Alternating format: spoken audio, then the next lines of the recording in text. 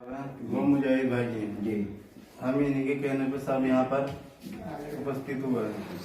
तो देखिए इनके जो सदर हैं, मैं आपको चेहरा दिखाना चाहूंगा कैमरामैन से कि इनके जो सदर हैं ये मुजाहिद भाई हैं। ये मुजाहिद भाई के कहने पर ही यहाँ जो है किसी भी कैंडिडेट को चुनेंगे और उसको वोट देंगे।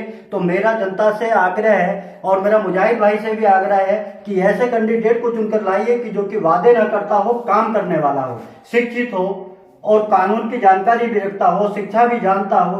ऐसा नहीं कि अंगूठा टेक अगर आप ले आए तो फिर आपको परेशानी होगी, क्योंकि जो पढ़ा लिखा नहीं ऐसे कैंडिडेट को वोट ना दें और ऐसे कैंडिडेट को निकाल करके लाएं जो कैंडिडेट। अब देखिए ये बिरयानी ये 1-1 लाख रुपए एक रात में खर्च कर देते हैं। अगर आपके पास में इतना ही पैसा है तो चुनाव क्यों, आप चुनाव लड़ना क्यों चाहते हैं? आप किस वजह से चुनाव में आना चाहते हैं, चुनाव में आना चाहते हैं, राजनीति में आना चाहते हैं? कुछ लोग ऐसे हैं कि अल्लाह की बातें करते हैं, भगवान की बातें करते हैं, लेकिन वो भी चुनाव में कूदना चाहते हैं। लेकिन जो अगर अल्लाह वाले आप हैं तो चुनाव आपके लिए बेकार है। अगर आप भगवान को मानते हैं, सिर्फ भगवान को ही मानते हैं, तो आपके लिए चुनाव बेकार है, क्योंकि आप चुनाव के लायक नहीं है। अगर आप ये चाहते हैं कि हम पब्लिक की सेवा करें या पब्लिक की खिदमत करें तो आपको तो काफी रास्ते दिए हुए हैं, आपके और भी रास्ते हैं पब्लिक की सेवा करने के लिए। आप पब्लिक के बीच में जाइए, कोई अस्पताल बनवाइए, कोई स्कूल बनवाइए, इस तरीके से आप पब्लिक की सेवा कर सकते हैं। और आपके गुजरने के बाद भी अगर आपने एक अस्पताल बनवा दिया, एक कॉलेज बनवा दिया, अगर आप गुजर भी जाते हैं तो उसके बाद भी आपका नाम चलता रहेगा, आपका नाम भी चलेगा, आपको शोहरत भी मिलेगी। लेकिन चुनाव ही क्यों, ये मुद्दा समझ में नहीं आता कि जिन लोगों पर पैसा खूब है, जो कि 1-1 रात में 2-2 लाख रुपए का खर्चा जो ये लोग कर रहे हैं, तो वो चुनाव ही क्यों?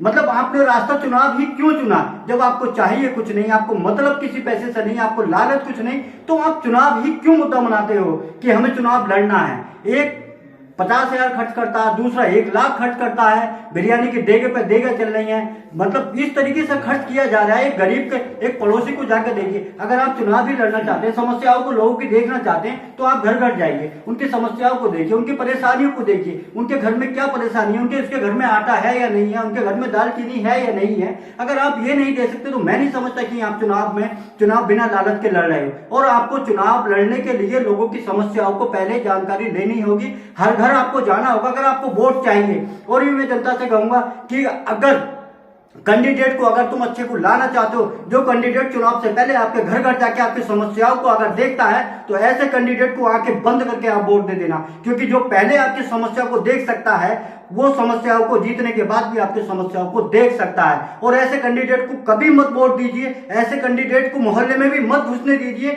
जो कैंडिडेट सिर्फ वादे करते हैं, 1-1 2-2 लाख रुपए और ये 5-5 हजार रुपए दलालों को, बीच के दलालों को दे दिए जाते हैं। अगर वो 5,000 रुपए एक दलाल को न दे करके कि अगर 100-100 रुपए अगर घर घर में बांटे जाए, किसी के घर में राशन नहीं है, किसी के घर में सालन नहीं है, किसी के घर में तेल नहीं है, किसी के घर में लाइट का बिल 500-500 1-1 हजार रुपए के ऊपर लाइट कट चुकी है, तो उसके घर में अगर आप मदद नहीं कर सकते तो आपको चुनाव लड़ने का कोई अधिकार नहीं है। मैं डायरेक्ट कहता हूं कि आपको चुनाव लड़ने का अधिकार नहीं है। और पब्लिक से मैं जनता से यही कहूंगा कि ऐसे कैंडिडेट को अपने मोहल्ले में, अपने वार्ड में ना घुसने दें। जो पब्लिक का नहीं हो सकता वो किसी का नहीं हो सकता, और जो अपने का नहीं हो सकता वो तुम्हारा भी नहीं हो सकता।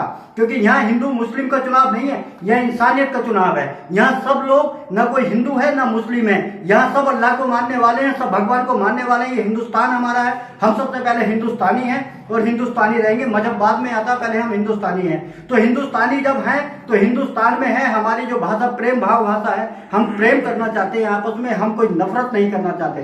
तो दोस्तों मेरा ये आपसे यही कहना है कि आप किसी अच्छे कैंडिडेट को चुन करके लाइए और अपने हसनपुर का प्रतिनिधि बनाइए, शौक से बनाइए, और जो वो जीत के आए तो उसका स्वागत कीजिए, क्योंकि आपकी समस्याओं पर खरा उतरेगा। जय हिंद। मैं कैमरामैन आकिब खान के साथ।